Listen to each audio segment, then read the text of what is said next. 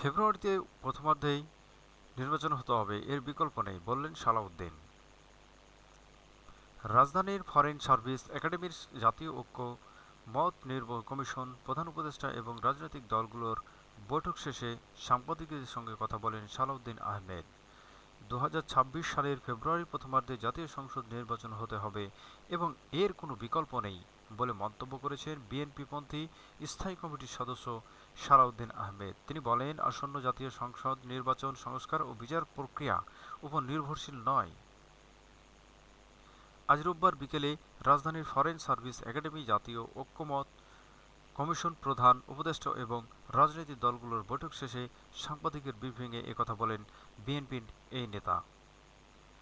জুলাই জাতীয় সনদে স্বাক্ষরের জন্য বিএনপি ইতিমধ্যে ২ জন প্রতিনিধির নাম পাঠিয়েছে বলে জানান সালাউদ্দিন আহমেদ। তিনি বলেন, আমরা সনদে স্বাক্ষরের জন্য প্রস্তুত, তবে কিছু কারেকশন ও পর্যবেক্ষণ আছে, সেগুলো জানানো হবে।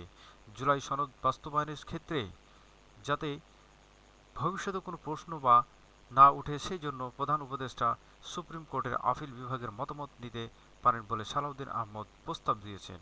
পাশাপাশি ছোট বৈঠকের মাধ্যমে রাজনৈতিক দলগুলোর সঙ্গে আলোচনা পরামর্শে সনদ বাস্তবায়নের পথ আরও সুসংহত করার আহ্বান জানান তিনি।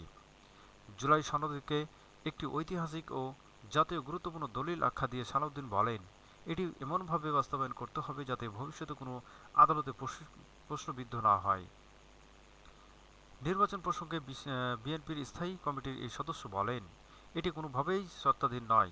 সংস্কার চলবে, বিচার প্রক্রিয়া চলবে, তবে নির্বাচন নির্ধারিত সময়েই হতে হবে।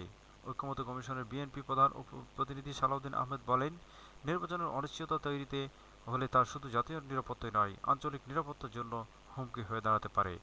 তিনি বলেন, প্রধান উপদেষ্টা পরিষদ এবং জাতির দৃঢ় সংকল্প হল একটি সুষ্ঠু, অবাধ ও নিরপেক্ষ নির্বাচন আয়োজন করা। ফেব্রুয়ারির এই নির্বাচন বিশ্বের জন্য একটি দৃষ্টান্ত হবে।